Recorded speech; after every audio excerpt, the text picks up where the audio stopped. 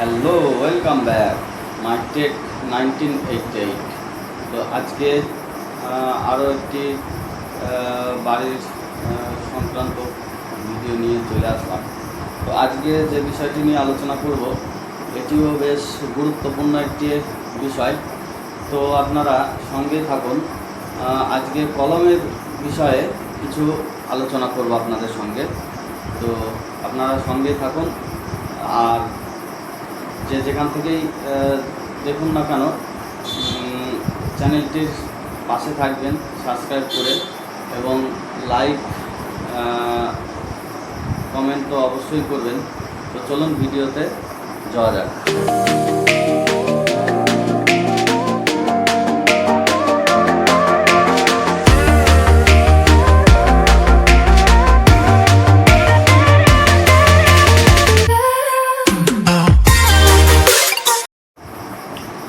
তো আজকে কলমের বিষয়ে আলোচনা করব আমরা।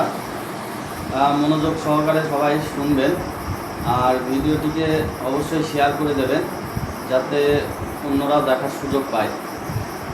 তো এই ভিডিওটি আজকে কলমের বিষয় নিয়ে কিছু কথা বলবো।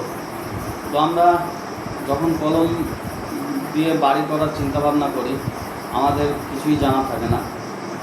মিস্ত্রিরা যেভাবে বলে আমরা সেইভাবেই তার কথা মতো শুনি আর কি।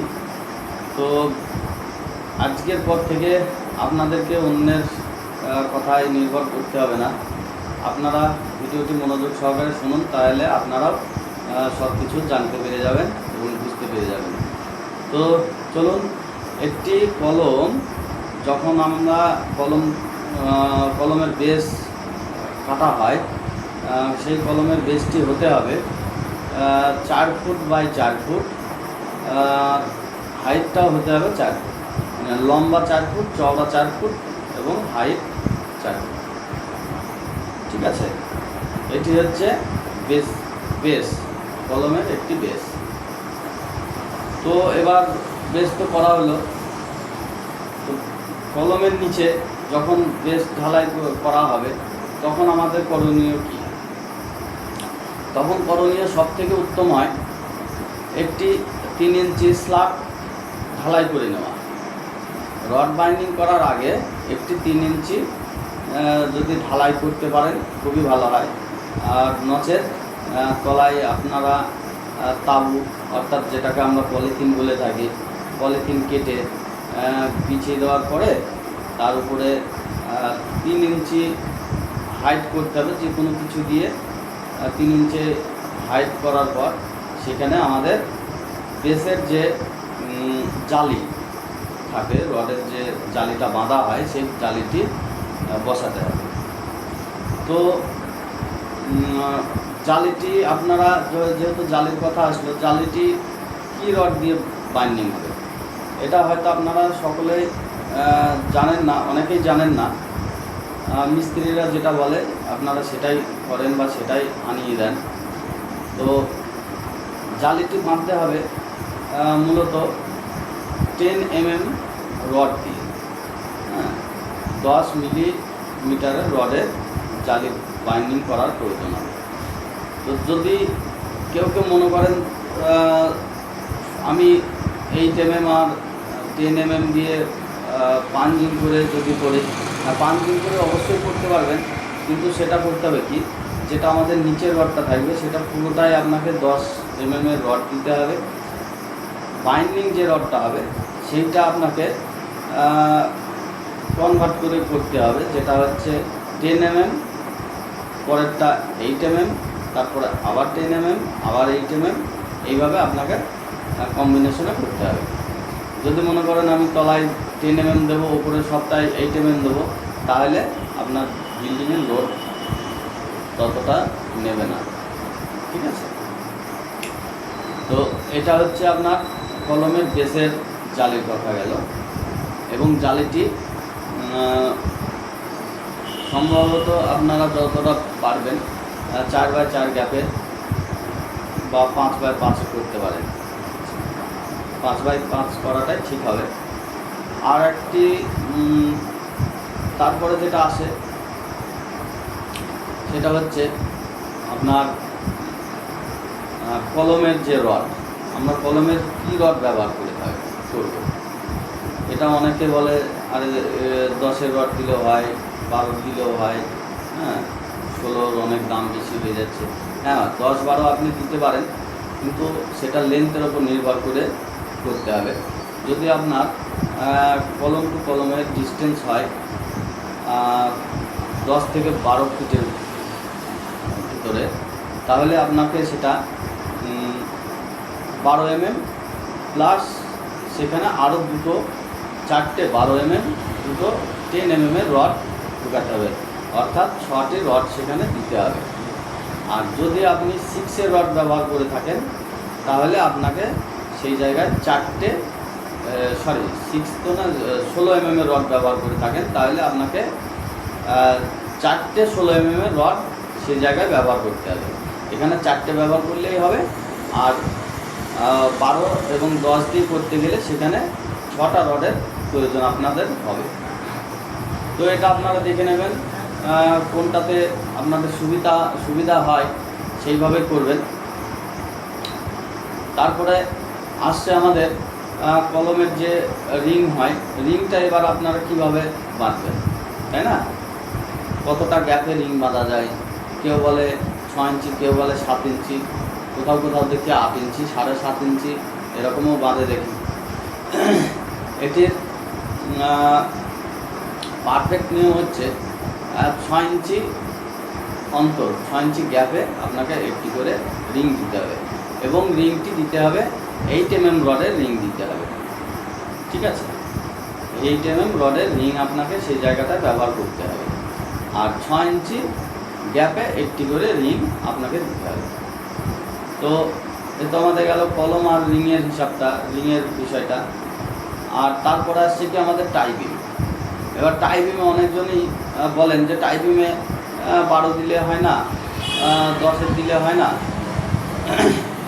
তো এটিও ঠিক কলমের মতোই, লেন্থের ওপর নির্ভর করে।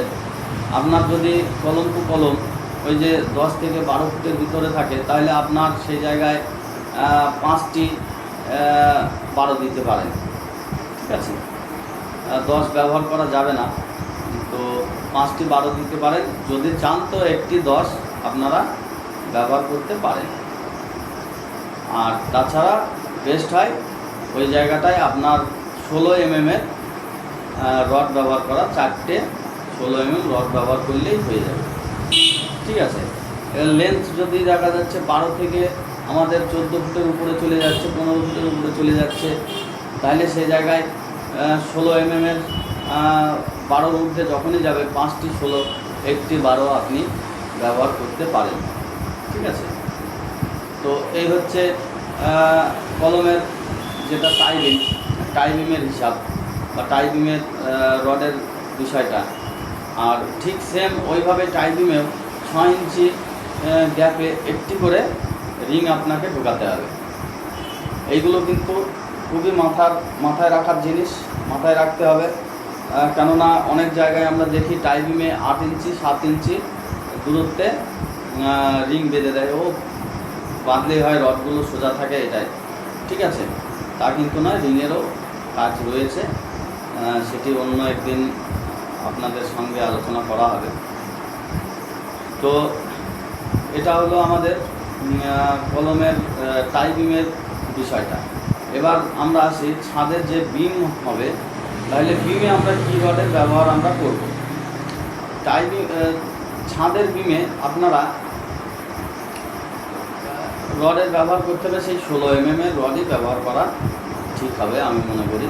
যদি 10 থেকে 12 ফুটের দূরত্ব হয় কলম টু কলম, তাহলে আপনারা সেই জায়গায় 6টি 12 আপনারা ব্যবহার করতে পারেন। ঠিক আছে, আর যদি মনে করেন যে না আমরা 16 mm দেবো, তাহলে সেই জায়গাটায় 4টে 16 দিলেই হবে।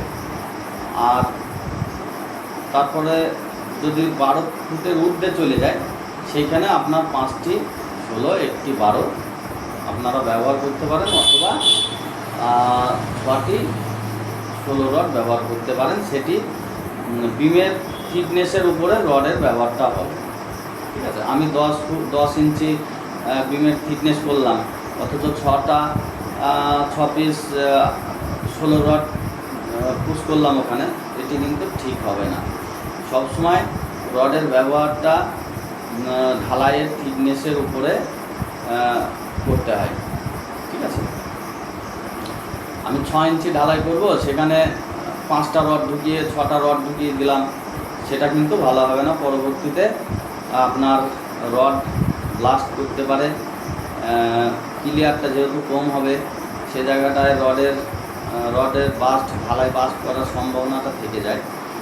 তো এইগুলো মাথায় রাখতে হবে। ঢালাইয়ের যে থিকনেস হবে, সেই থিকনেসের উপরে আপনাকে রডের ব্যবহারটা করতে হবে। আর কারোর যদি কোনো এই বিষয়ে কোনো কিছু জানার থাকে, তাহলে অবশ্যই আপনারা কমেন্ট বক্সে এসে কমেন্ট করে জানাবেন। অবশ্যই আমরা সহযোগিতা করব, অবশ্যই আপনাদেরকে তার প্রশ্নের উত্তর আমরা দেব। তো আপনারা এই চ্যানেলটির সঙ্গেই থাকুন।